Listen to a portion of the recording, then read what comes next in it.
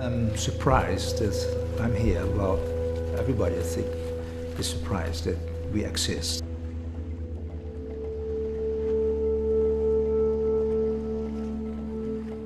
Evolution is a miracle. It makes me so happy that I want to make a miracle myself as well.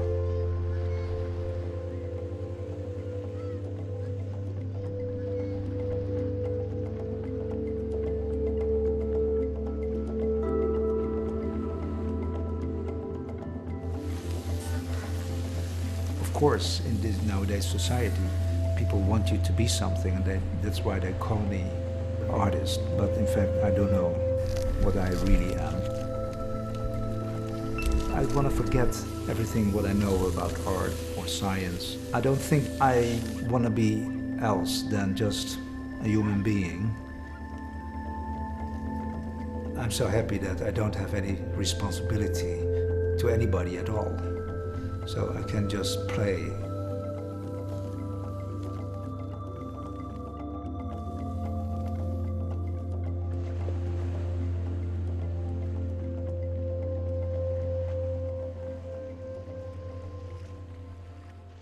A normal day for me starts at 6:30. Well, it starts at 6 o'clock. I wake up at 6 o'clock, don't get out of the bed, I'm just thinking.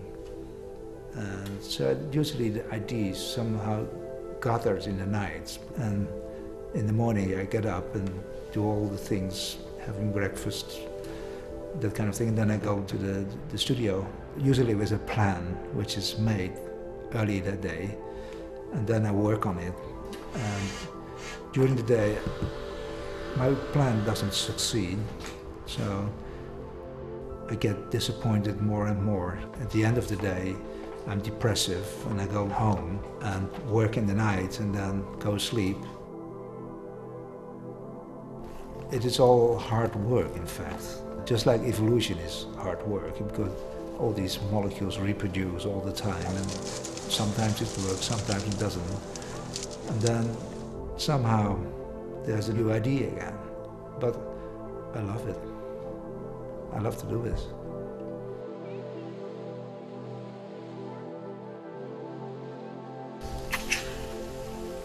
I hate the wind, let me tell you that. It's an awful phenomenon. It makes your ears love flapping all day, and it makes you crazy of the sound already. Your hair is around your head all the time. So I must say I hate the wind, but I can't do without it, because the wind gives energy, but it's always very capricious entity.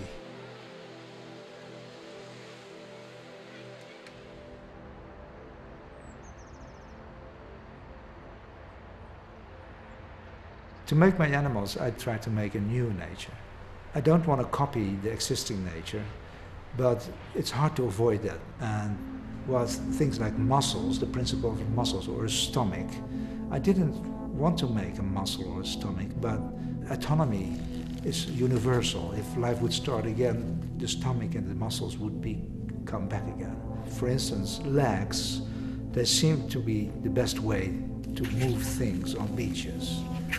Legs are better than wheels on soft grounds. A wheel has to touch every point of its path, and legs just jump over it.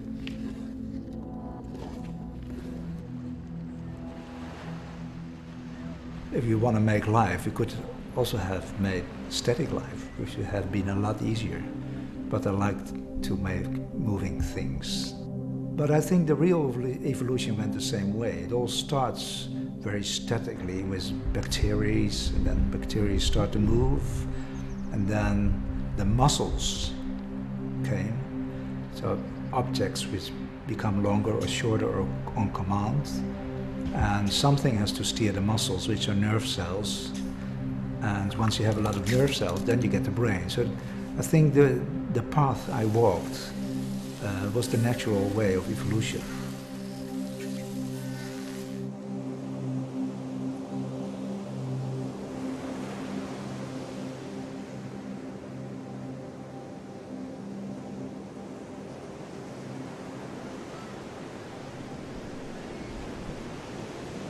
making these animals, it certainly influenced my way of thinking about humanity and about our existence. It made it wider, I could say.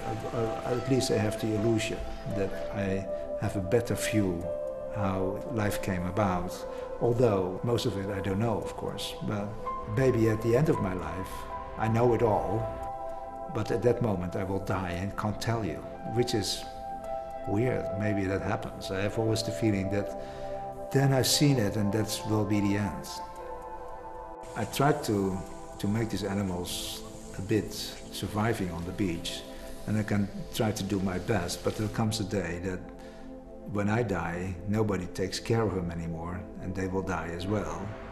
But maybe it's the case that because there are now already followers of my work who take over, and then it becomes something eternal.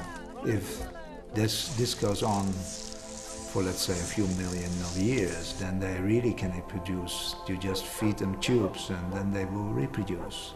So this thought, well, a few million years is a bit too optimistic maybe, but maybe 100 years. Well, that would be really marvelous, wouldn't it?